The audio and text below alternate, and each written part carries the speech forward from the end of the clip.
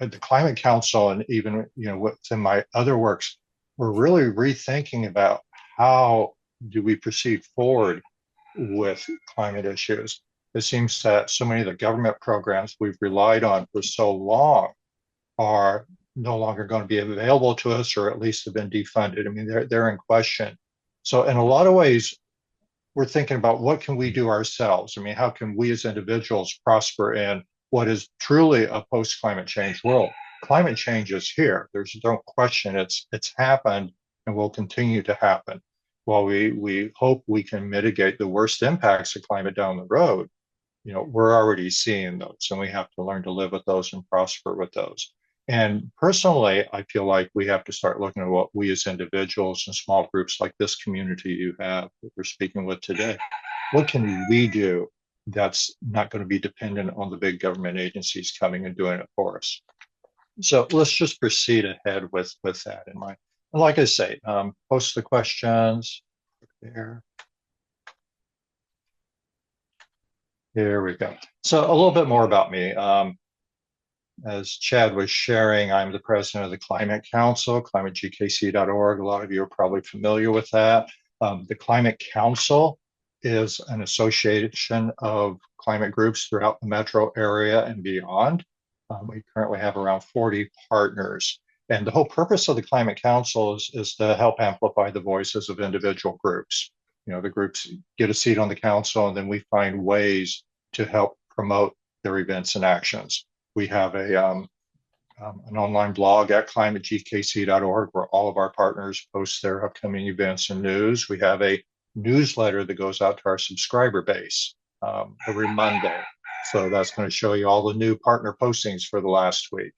We do several major events across the metro area. We have EF25, our 2025 Earth Festival, coming up in April. We've produced that for 5 years now. So you've probably attended some of those events. Those are typically metro-wide. Trying to think, I mean, we've run from North Kansas City out to Lee Summit, Overland Park. So all of our partners can host events. They're part of the festival. And then we have several centralized events where the partners come together. This year, EF25, 25 being the 2025, this year we are hosting a big tabling event for our partners down at the historic city market downtown across from the farmers market. So this will be in front of the Steamboat Arabia.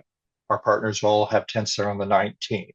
And this is just our way of providing a venue so our partners can reach out to other people. We're also hosting, as part of the festival, an event at Unity Temple on the Plaza on the 27th. Again, another tabling event. Greater Kansas City Interfaith Council is doing a panel event as part of the festival. Missouri Organics doing several composting and all the things they do so well. So several events there. Anyway, probably a dozen or two events available there. So as individual partners, you can come table at any of these events, or as a partner that's producing your own event, we make that part of our festival and we help market that. So anybody interested in partnering, if you have a group, I encourage you to check out the website, check out our climate directory, which is where we list our partners. I think we're looking around 40, 45 partners at the moment. So you can see who they are on the climate directory. I suspect some of you have this up and you're looking at this while I talk. It's a wonderful thing about a virtual environment like this. But, we have the climate directory. You'll see on several of the pages where you can just subscribe to our climate digest and start getting the news from all of these people. And then our festivals will go up. We do the Earth Festival, usually around the third weekend, around the 22nd of April. And we do a fall festival on the third weekend of October. So those are our major events. I'm also the executive producer of the Climate Hour. That's a nationally syndicated, internationally streamed podcast on climate. Surprisingly popular. I'm always a little shocked to read the standing, the ratings on Apple Podcasts. We've been like #1 in Thailand. We've been like #2 in Germany, in the Earth Science division. We've typically ranked in the top 40 worldwide, United States, Australia, places like that. So well-respected podcast. It's a monthly. You should be able to find that on any of your podcast streaming devices, Pandora, iStream, Android, Apple Podcasts, Google Podcasts, all of them. Just search for the Climate Hour. And then speaker, here we are. I won't have to talk about that anymore. The thing that we're here to talk about today is my work as an author and Field Guide to Climate Change. This book in particular, I think, is appropriate because, as I said earlier, with with our reliance on government solutions being in question at this point, we really have to start looking at what we as individuals can do. And that's what I designed the Field Guide to Climate Change for. This was written for the individual that wanted to take individual action on things that would not only help the planet, but also help clean up their personal environment, help them live a healthier lifestyle, and actually save money. That surprised me when I was doing the research on this. It's kind of a trifecta. You're not only doing things that make you healthier, but they're saving you money, and they're also helping save the planet. So it's a win-win. And I also have a field guide to plastics out, very related, since plastics are all about fossil fuels. The plastics field guide just came out last year, so that's a fairly new book. Maybe we'll talk about that some other time. So my books are available, paperback, ebook, Amazon, Apple, Android, Barnes and Nobles, any place you want to get those. You can just search.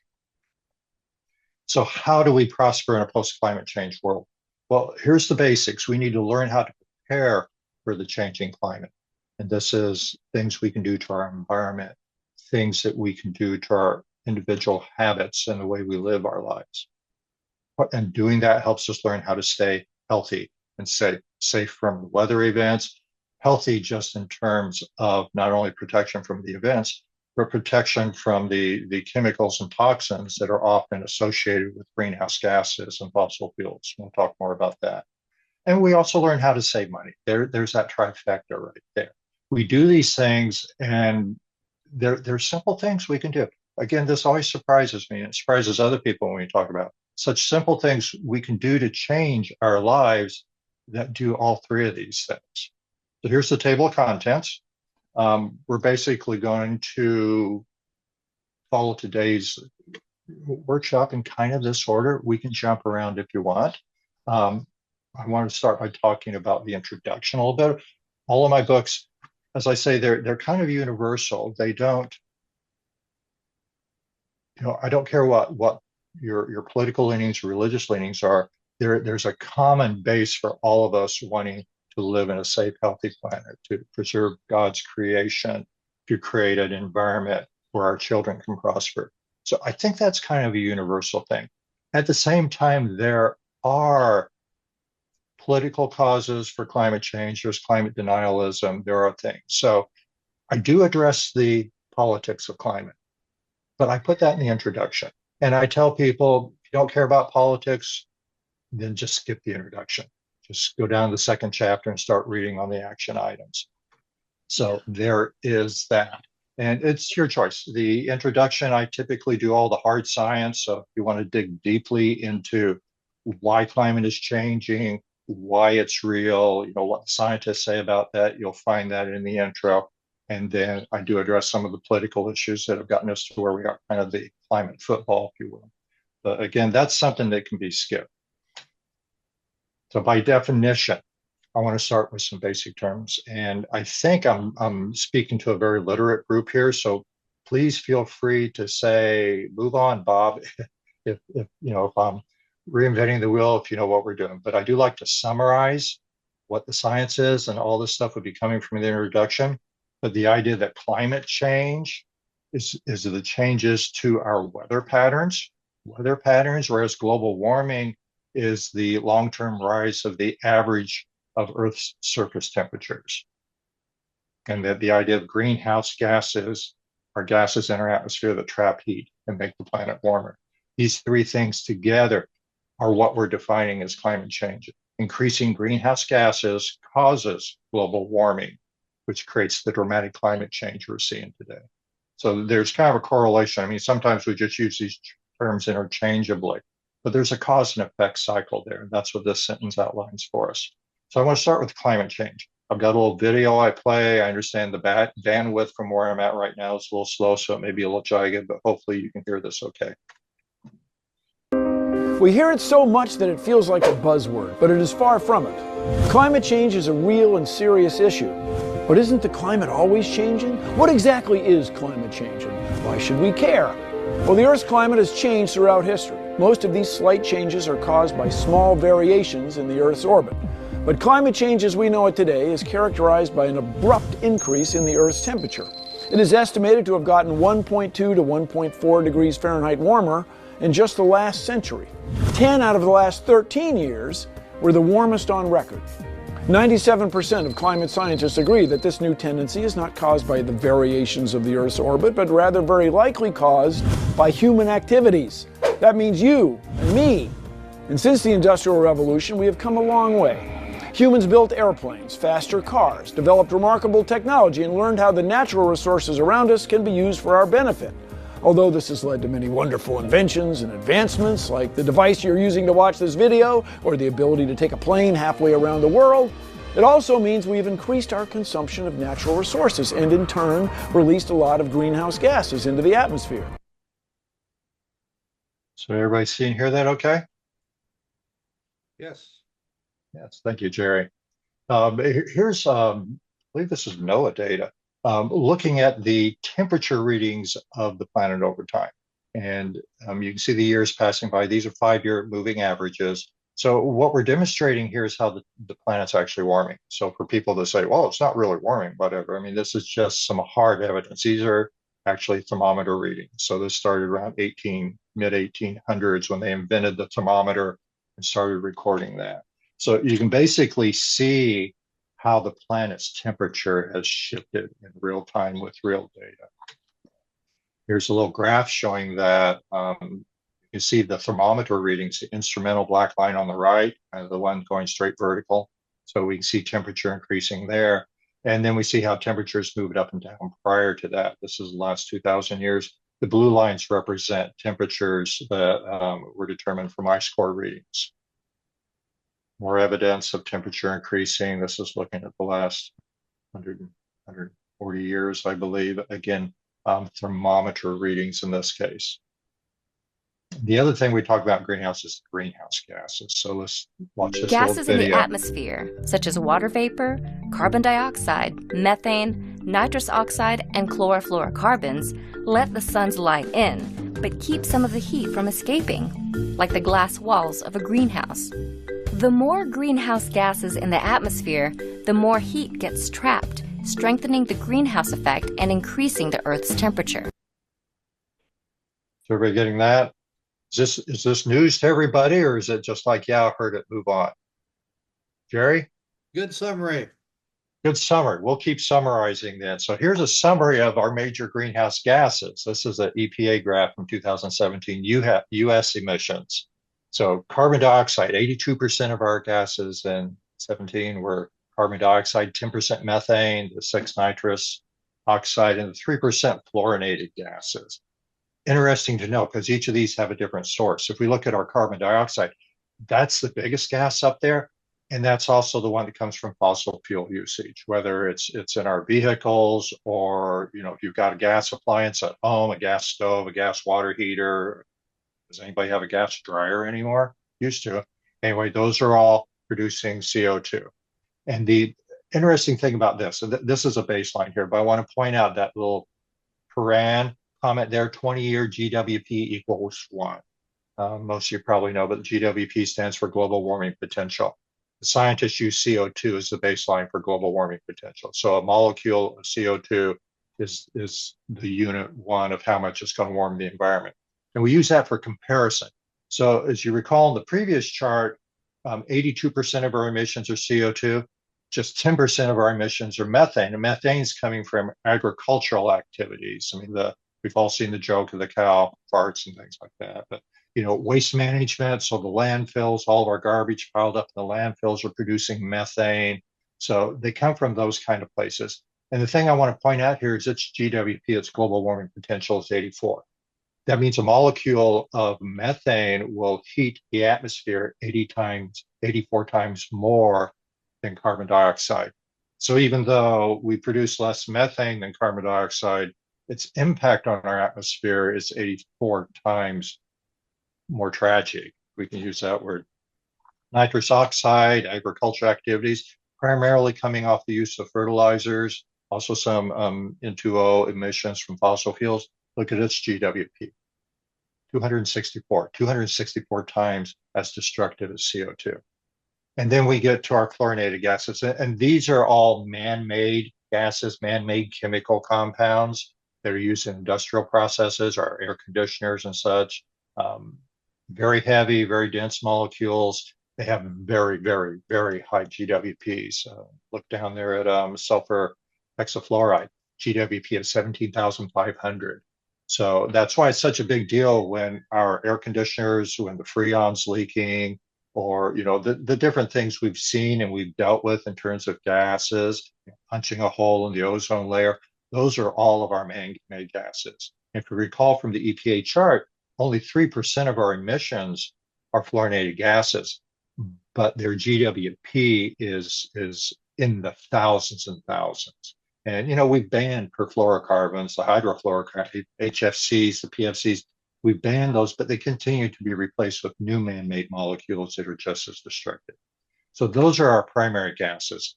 I want to start with CO2. I mean, this is our most common gas.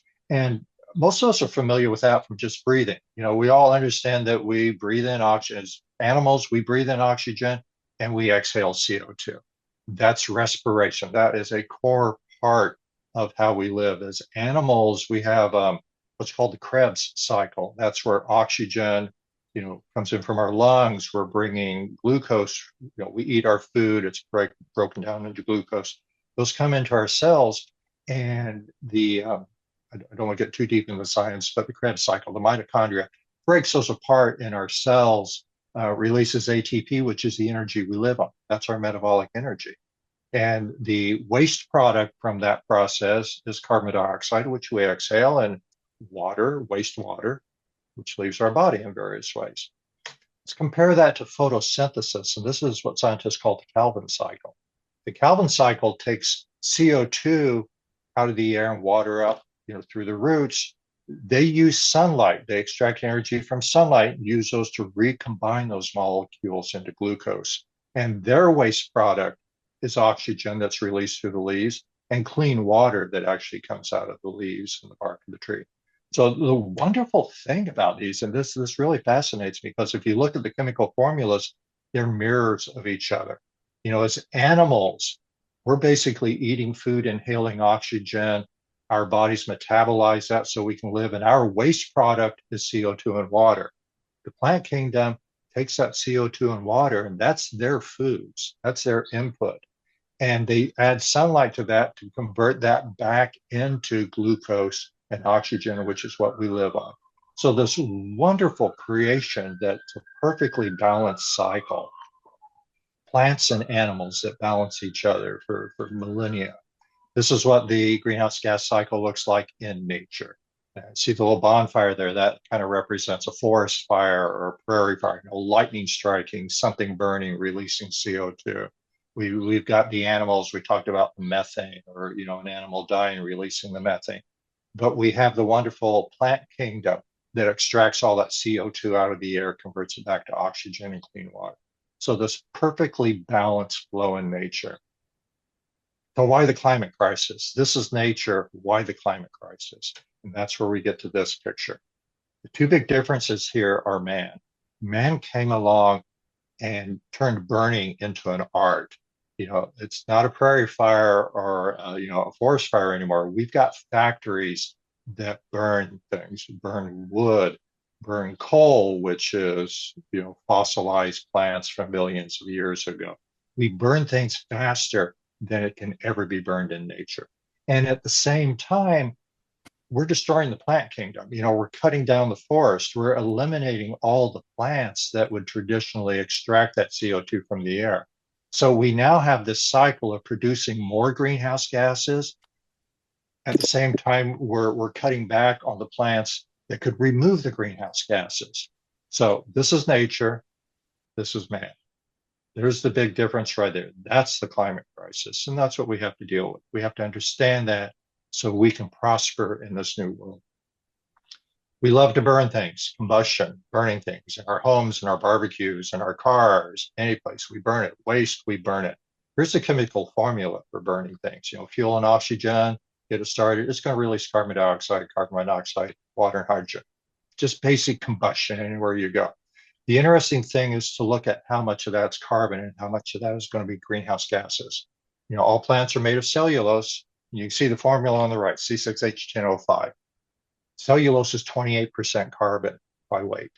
So when we burn a tree or we burn a plant, we're releasing 28% of that as carbon, either directly into the air or as ash that eventually goes to the air. Let's compare that to coal.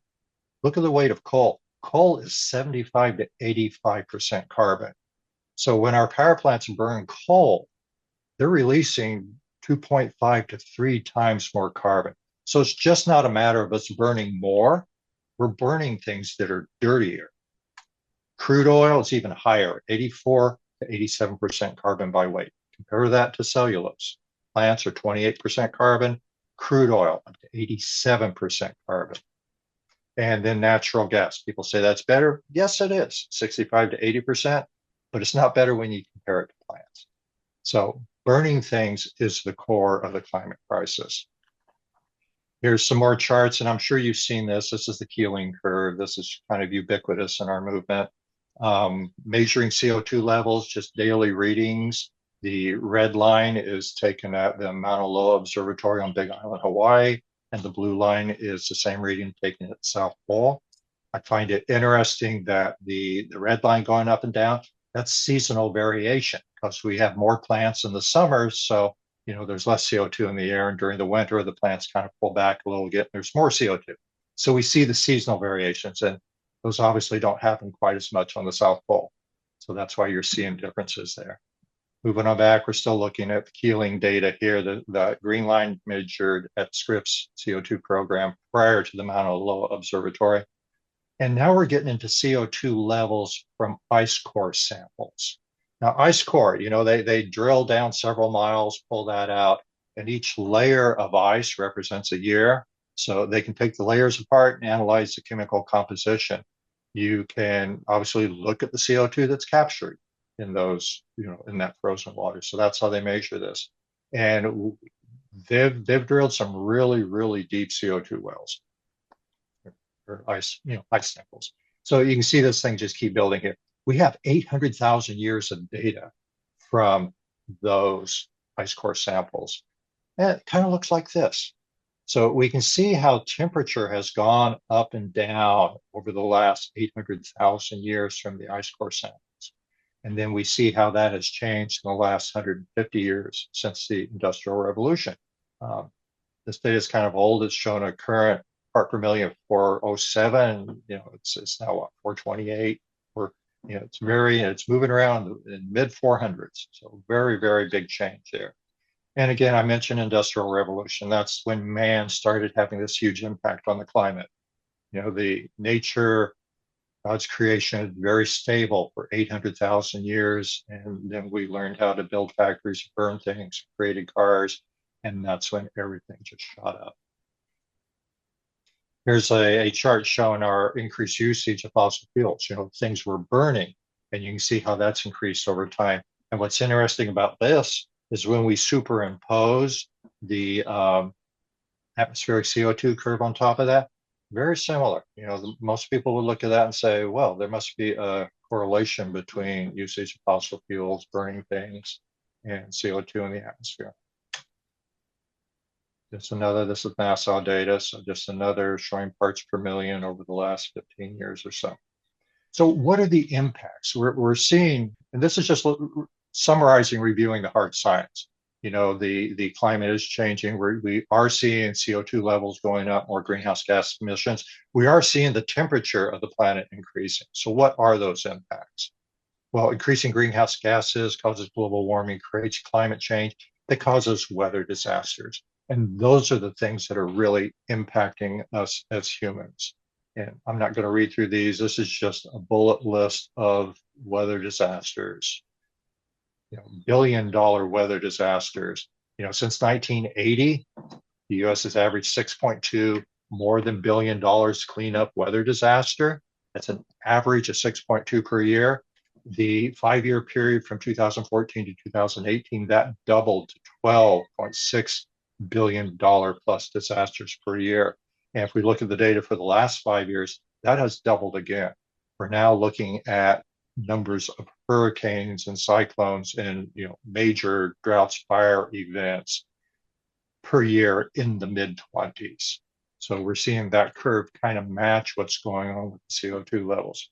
And here's some NOAA data, again, just showing it in terms of a bar chart, the green representing the severe storms that we're most familiar with. So here's kind of my summary of the climate crisis. We're increasing greenhouse gases, they're causing global warming, and that's creating climate change that's causing weather disasters. And it's the disasters that are hurting us, hurting our friends, our families, hurting our infrastructure. And if we do nothing else, let's just forget about whether this is man-made or not. If we know we can reduce the greenhouse gases and thereby eliminate some of these weather disasters we're having, why don't we want to do that? So how do we do that as individuals? As I pointed out earlier, it's becoming harder and harder to depend on the big government groups to fix this for us. We really need to stand up and fix it ourselves. And yes, as one person, we can't save the world, but as one person, we can position ourselves to live a safer, healthier environment, safer, healthier life. And if enough of us do that, then we are saving the world one small piece at a time. But how do we do that? It's a big problem. It's a complex problem. You saw those giant numbers. Where do we begin? For me, in my studies, what I discovered is that we can break this big problem down into sectors. And each sector has its own little set of actions that are fairly easy to do that we can do ourselves. So that's how I've structured this book, broken the climate crisis down into sectors, discuss the problems within each sector, and then each chapter closes with talking points and action items that you and I can do today. We can walk out the door today or stay indoors today and do these actions that are going to help us live in a healthier environment, actually save us money, surprisingly, and help with the climate crisis. So here's the sectors. Again, I'm using EPA data. You can kind of see the big breakdown, how much greenhouse gas emissions by economic sector. Obviously, power production is a big one, but we're also going to look at agriculture, transportation, and industry. There are things that you and I, as individuals, can do to address all of those. A couple other small slices there, buildings, 6%. That's heating and energy production within your home, within your office. So for practical purposes, I've lumped that in with electricity and heat production. The other energy, 10% at the top, is the amount of greenhouse gases expended extracting and transporting fossil fuels to the power plants. So we can also lump that into the big blue square for practical purposes. So let's start looking at the actions we can do. And I want to start by the idea of plugging in, moving ourselves to sustainable energy. What does energy mean to you? Light, entertainment, surfing the web? It's much more. Energy means education, better health, safety, economic growth. But 1.3 billion people don't have access to electricity. 1 in 5 living in the dark. Where people do have access to energy, finite resources are drained, producing and consuming energy in a way that destroys the environment and contributes to climate change, harming lives everywhere. These are two different challenges, but they have one solution. Sustainable energy for all. Energy that is accessible, affordable, cleaner, and more efficient. What does energy mean to you? So that's it, plugging in, using renewable energy. And again, I think I'm preaching to the choir here. I think we're all coming from this place of understanding renewables. How do we use that? So the renewables are out there. Maybe they're not accessible directly to you at your home or office, but I would argue that it doesn't matter. If you can convert your life, your personal life to electricity, you can get the fossil fuels out of your life. You're moving to a cleaner, healthier environment for yourself. And that puts you in a position to take advantage of the renewables when they do become active at the power plant level. I mean, we can obviously put solar panels on our roofs or, on platforms out in our yard. And that's a great thing if you can afford that. But those of us that can't, it's still to our advantage to electrify our lives, move to electricity. And the fact is that the utility companies are going to move to renewables. It doesn't matter what the government does. It doesn't matter how much the fossil fuel energy is going to continue to push to burn their products. They're going to move to renewables because it's cheaper and more profitable. This is just capitalism at its best. You can now produce a kilowatt of solar electricity cheaper than you produce a kilowatt of coal electricity. So the utility companies are there to make a profit, and they are going to be implementing these solutions regardless of politics or anything else that's involved. So we can start electrifying our environment now and be in that position. We know locally KCPL's got the solar farms going up. We got wind all over the place. It's happening. And there's no reason we shouldn't be in a position to take advantage of that as soon as it gets there.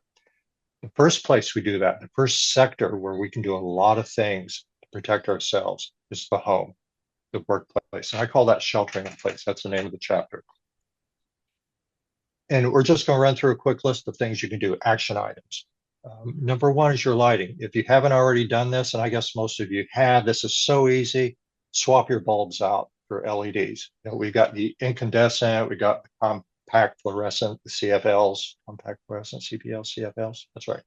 And the LEDs. At this point, the LEDs cost just a few pennies more than the incandescents. And the thing is that an incandescent has an average lifetime of 1,200 hours, whereas the LED has an average lifetime of like 24,000 hours. So that one light bulb is going to replace 24 incandescent bulbs. So you're saving money by spending those few extra pennies on the LED. You're producing light that's cooler, so you don't have to air condition your house as much. And inherently, they're healthier for you. If you look at the incandescents, and that's the same technology that Edison invented back in, late 1800s, nothing new there. That tungsten filament is actually being heated up to around 3,500, 4,000 degrees Celsius. So burning potential, the last time you stuck your hand on an incandescent, I haven't done that for a while because I'm all LED, but burning potential there, hazards. And your CFLs, they came along to kind of help the environment because they used less electricity to produce the light. Thing about the CFLs is that fluorescent technology uses trace elements in their mercury, heavy metals. You break that CFL bulb, you're actually exposing yourself to some pretty toxic heavy metals. So there's a health risk there. The other thing to understand is the cost savings. A 7-watt, and this is they've actually got a new generation of LEDs coming out now that's better. So my data is a little old here, but a 7-watt LED bulb will give you the same light as a 60-watt incandescent bulb. Why do you want to pay for 60 watts of electricity when you pay for just 7 and have a cleaner environment? So lighting, very simple action item to create a healthier environment in your home. Heating and cooling. The book spends a lot of time talking about your heating and cooling, and really a proponent of ductless mini splits. Are we familiar with those? Tell us. Tell us. These have been popular in Japan and Europe for about 60 years now. This is not new technology, but it just kind of jumped the pond, if you will, came across the Atlantic here about 10 years ago. So, it's finally here, and it's very different. It's using heat pump technology. So we saw a cycle of heat pumps hit the US maybe 20, 30 years ago. They were not efficient. They were not very good. And the biggest thing about those is when temperatures got below zero, they lost their efficiency. So it really wasn't a good solution. But at the same time, the Europe and the Japanese markets continued to develop that. And they've now got heat pumps that are effective from negative 20 degrees to up around 120 degrees. So a huge range where they are effective. A heat pump basically moving heat in and out of an environment. Now, the thing about the mini split is instead of running ductwork throughout your house, there is no ductwork.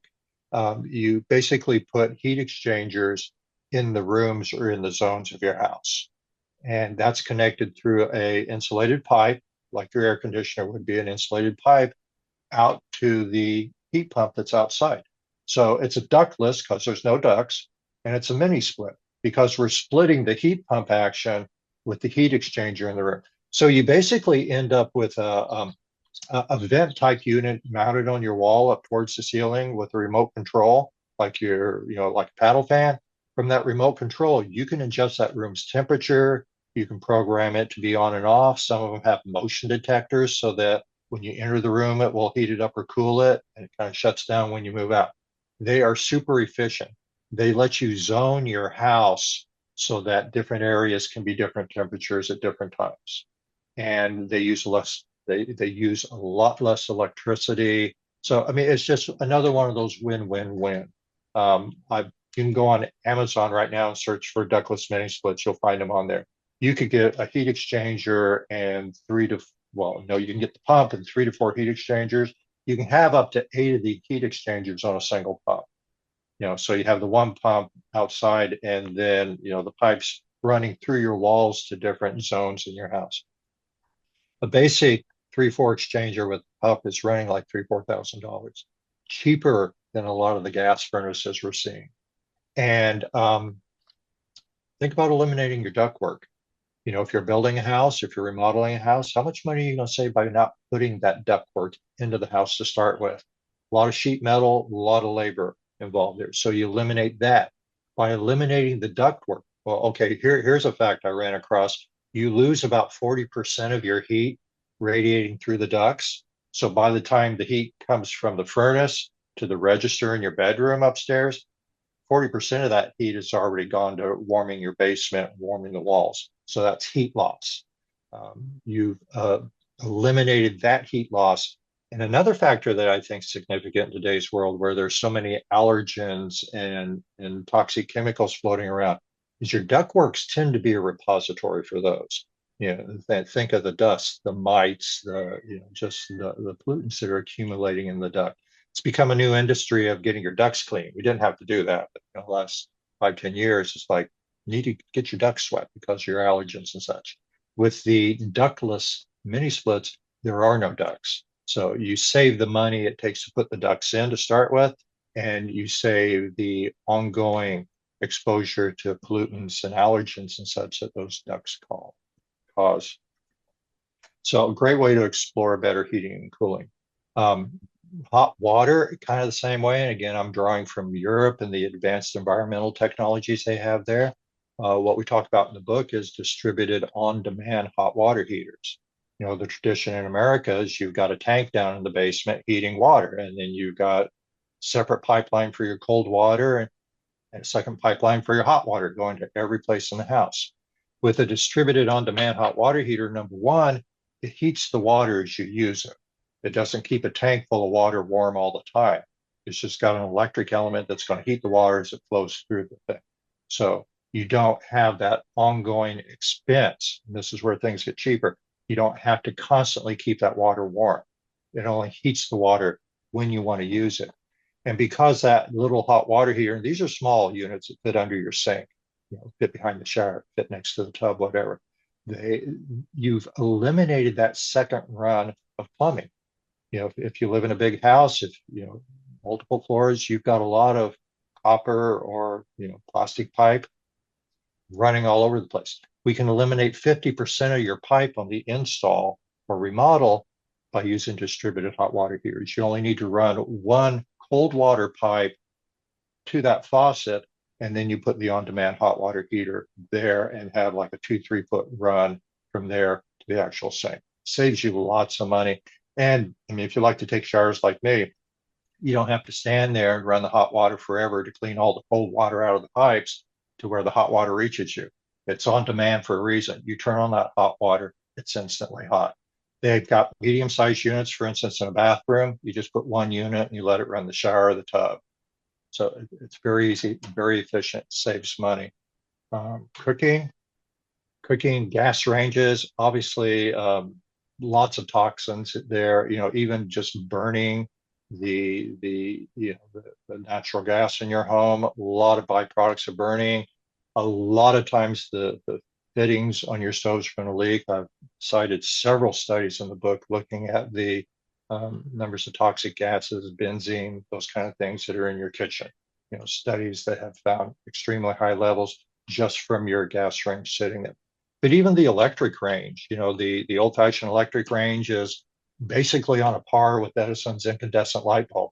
That coiled heating element, usually a nickel alloy, that heats up to thousands of degrees to put the heat into your food, but radiating most of that heat into your room. So there's a massive amount of heat you're paying for that doesn't get into your food. Again, looking to Europe, Asia, they're now doing induction cooktops, and those are cooktops that use a magnetic field to heat the iron in your pan to heat your food. Really cool items. There's no wasted heat. I'm using induction cooktops now, so I really like those. You've got a pan, it's heating, it's heated the pan, the water's boiling. You can actually put your hand on the cooktop and it's still cool. It's super efficient.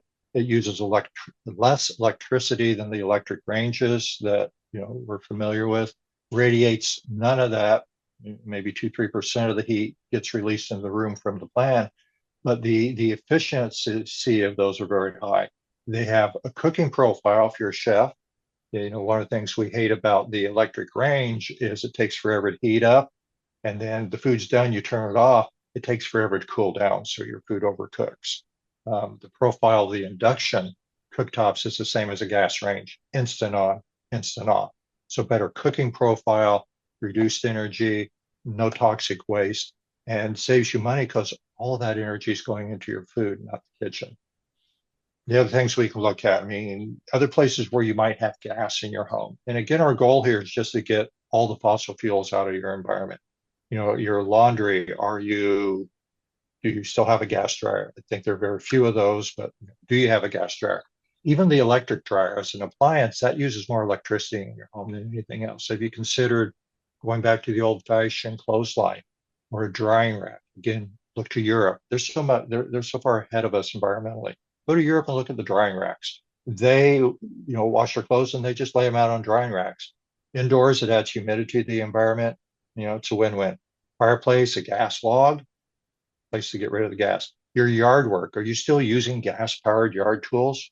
There's electric options for all of those. And, I like to say, why are you even mowing grass at this point? Grass is such a bad impact on the environment. Use ground cover and stuff to save yourself the time. Use electric yard appliances. What else do we have? Renters. The book talks about homeowners, but we also talk about renters. A lot of us rent. I rent right now. And a lot of these things we can still do. I'm moved into this rental. I pulled out all of the landlord's light bulbs and put my LEDs in. And when I move, I'm just going to pull my LEDs out, put the landlord's old bulbs back in. I'll take them with me. Heating and cooling, not much I can do about that. Although I can weather strip, I can make my home more efficient. The windows and such, tape, just simple things. Hot water, not so much. Cooking, big area. I do have portable induction cooktops. So I actually bring those with me. I have an electric range in this house, and I've actually unplugged that range. I've put a piece of 1/4-inch plywood across the top so I don't scratch it. And I've got my induction cooktop sitting there. So I'm cooking with induction on top of my landlord's range. For baking, I've got one of those new air fryer convection ovens. So again, everything's electric. It's all super efficient. So renters can do a lot of this stuff, and we do try to address them separately. So a lot of stuff you can do in your home. And as I keep saying, these are things that give you a healthier environment. Most of these things are saving you money, and these are really good for the environment. In new construction, we talked about how building a house using these principles are going to cut your plumbing costs in half. It's going to eliminate your ductwork entirely, and it's going to create a home that's more marketable because of all these great environmental solutions you've added. So that's kind of shelter in place. The next chapter is how do we get there? Obviously this is talking about mobility. Mobility defines the human race. For millions of years, we have travelled the planet, settling one day, moving on the next. Transport modes have rapidly evolved, increasing in speed, autonomy, reliability. They make us go faster and farther every day. But mobility is not immune to the urgent challenges of this world. More people, more cars, a changing climate. The mobility choices of today will either lock us in congestion and pollution, or they will open the way for new possibilities. Access for all, efficiency, safety, and climate respect. Sustainable mobility for all is not a dream, but it requires a revolution. These four goals, mutually reinforcing, will enable people and goods to continue moving better and faster, improving the health, the environment, the lives of billions. So how do we get there? Watching time here, so we're gonna move on a little bit. Active transportation. I actually look at the transportation options, and you see the cycle here. These are listed in the most environmentally friendly, cheapest, and healthiest. Active transportation, and that's walking, that's biking. You're actively providing your own mobility. These are obviously healthiest. They're good for cardiovascular and such. They're cheapest, and they're very accessible. I think one of the studies I looked at in the book is the Federal Highway Agency. They report that in America, 32% of all trips in an auto is less than 1 mile. So, we're hopping in the car to go to the store or whatever. They also report that 50% of all trips is less than 3 miles. I posit, and there's several studies in the book that posit that we can walk less than a mile. We can make that walk. We can bike. Best solution all the way around. Think of the money that's saving you. When we can't use active transportation, it's longer. We got to haul more stuff. That's where mass transit comes in. And there's a lot of studies in the book that address mass transit issue. They really are our future. And the more we take advantage of them, and that's you and me choosing to use those, the better it is for us and the better it is for the environment, because we're supporting systems and they can become more prevalent. If we don't use them, they're going to go away. So, it kind of comes down to us to make that choice of trying out the bus, trying out the streetcar. Let's just hop on those to see where we can use those in our lives. There are studies listed in my book that talk about the psychological advantages. It's just better mentally to enjoy a nice bus ride, read a book, listen to music, than it is to fight the rush hour traffic. Electric vehicles, when you do need to go someplace, we're going to talk about EVs more, but that's a win-win there. Despite what we're seeing politically right now, it's now to the point where the electric vehicles are on a par with gas-powered vehicles in terms of cost, but their operating cost is about 50% less. The Union of Concerned Scientists did a study that found the carbon emissions of the electric vehicle, and that's plugging it into electricity produced from a coal-fired power plant. So even burning fossil fuel electricity, the emissions from an EV are 50% over the lifetime of what a gas-fired car would be. Another factor that we tend to lose track on is that the maintenance on an EV is much cheaper than it is on a gas car. And just think about that. An EV doesn't have oil pumps, oil filters, spark plugs, pistons, mufflers, all that stuff that we maintain so often. No fluids to change. Maintenance on an EV is basically tires and windshield wipers. So you can imagine how much cheaper it is to not only operate, but to maintain the EV. So you're creating a better for the planet, creating a healthier environment, since you're not driving down to something that's releasing a lot of toxic fossil fuels, but you're also saving a lot of money. And the book also talks about long haul. There are actually break-evens where flying is better for the environment than driving. I think that's around 600 miles. You emit less carbon taking a jet than you will driving around 600 miles. So if you're going across the country, the jets are the solution. Now, if you got an electric vehicle and you can cross the country, then there's no comparison there. Take the electric vehicle. Look, you're comparing gas to gas, some of these. And I'm excited the book is addressing some of the new electric flight options, because we are seeing new technology come out that hopefully, this is where we have to see what government does to us, but they do have the technology now to put us in the air with electric engines. I know in Hawaii, the commuter flights are now running with electric engines. So that technology is there. It just needs to be adopted on a more global basis. The next sector, which is a really big one, is what we eat. And obviously cost, health, and environmental impacts here. A lot of this you'll be familiar with, but maybe some of it you won't. Turns out what we put on our plates matters a lot. About 25% of all the global climate change problems we're seeing can be attributed back to the food and the choices that we're actually making about what we eat on a daily basis. This is greater than all the cars on the planet. In fact, it's about twice as much global warming pollution as the cars.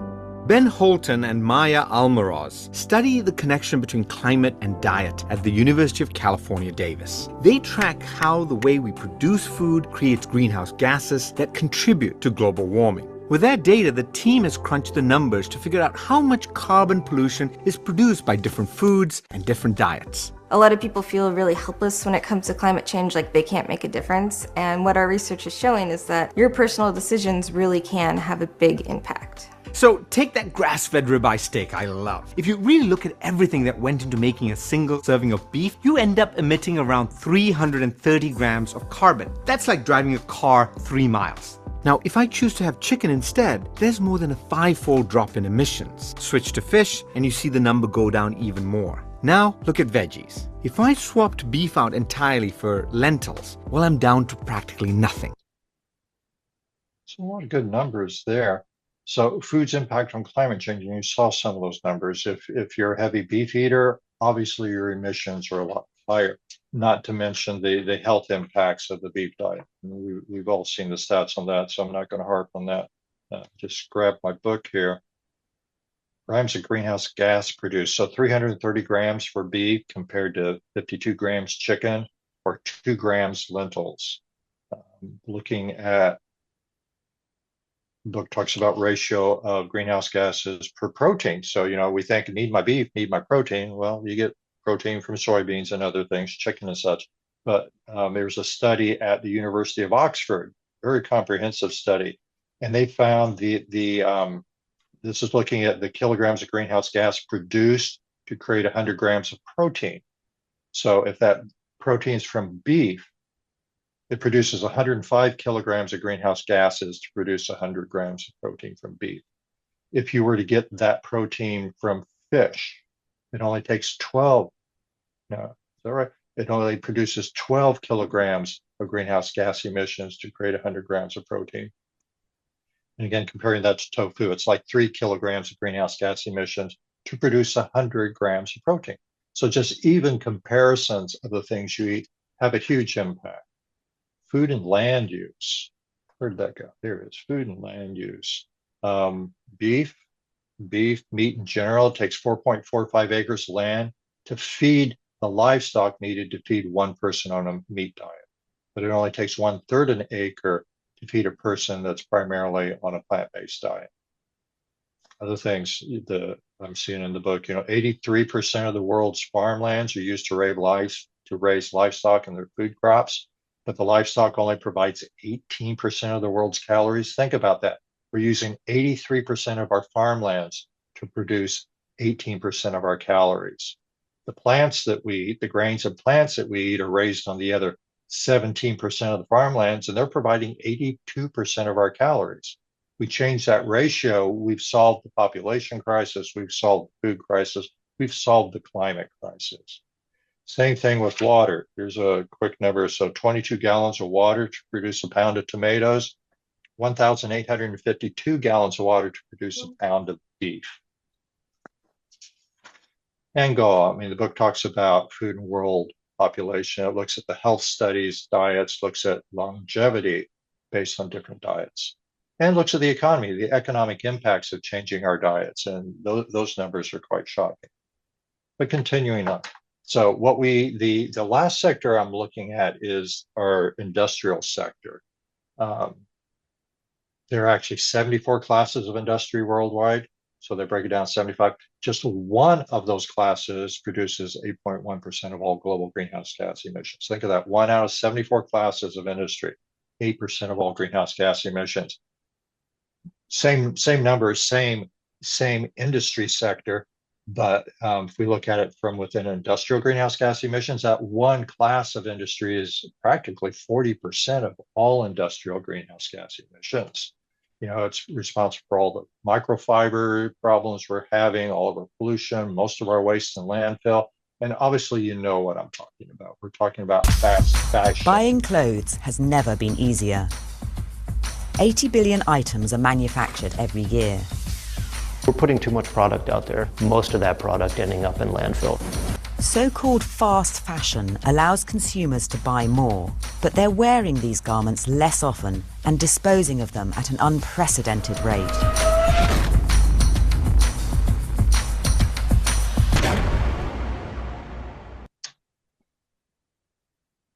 Fashion, the choice of clothing. I'd like to tell people that we tend to think we can't do anything about industrial pollution. Industry is so far away from us, but we actually can. We can control industry with our pocketbook. We get to choose what the industry manufactures by what we buy. So again, what's healthiest for us? What's best for the environment? What's going to be most cost effective? You think of fast fashion as being cheap, 10, 20 bucks for something, you use it a few months, throw it away. There's the problem. We could put maybe 3 or 4 times that money into something we could wear for several years. So over time, it's cheaper to invest in better clothing. And what we want is natural fibers, cotton, hemp, linen. Those are our 3 natural fibers, linen being made from flax. Look at the energy use, megajoules to produce a kilogram of these various fibers. So hemp, linen, cotton, 20, I think linen's like 10 kilojoules, megajoules of energy to produce a kilogram of linen, cotton a little bit more. Jump over to the plastics, the rPET, the viscose, the polyester, the acrylic. The nylon takes 250 megajoules of energy to produce a kilogram of nylon. That's mind-boggling to me. It takes 36 megajoules to make a kilogram of steel. That's the steel holding up our buildings, iframes, cars. Steel, 36 megajoules, yet to produce a kilogram of nylon, it's going to take 250 megajoules. Obviously, there's a lot of emissions. There's massive amounts of energy and costs going into those plastics, which is everything you see to the right of the wall. Simple thing for us to do is just start looking at the labels in our clothing. And the book has lots of action items and ways to clean up your closets, clean up your environment. Also mentions a study. Well, I take that back. That's the plastics book. But I'll share this anyway. The American Airlines, not American, the company, but U.S. Airlines, they introduced new polyester uniforms across the airlines about 8 years ago. And a lot of the flight attendants started getting sick, seriously sick. One gentleman died, a lot of people being hospitalized. The unions, the air people unions, stewards unions, I guess we call them, they took those in and analyzed them. And they found there were so many toxic chemicals in those plastics and that polyester, that the fact that those flight attendants wear those uniforms constantly, they were absorbing those. Just like when we microwave food and the toxins can pass from the plastics to our food, they say don't do that. Same thing, you're wearing polyester clothing, those toxins are being absorbed through your skin. One of the researchers made the statement that the airline attendants were the canary in the coal mine because they wear their uniforms constantly.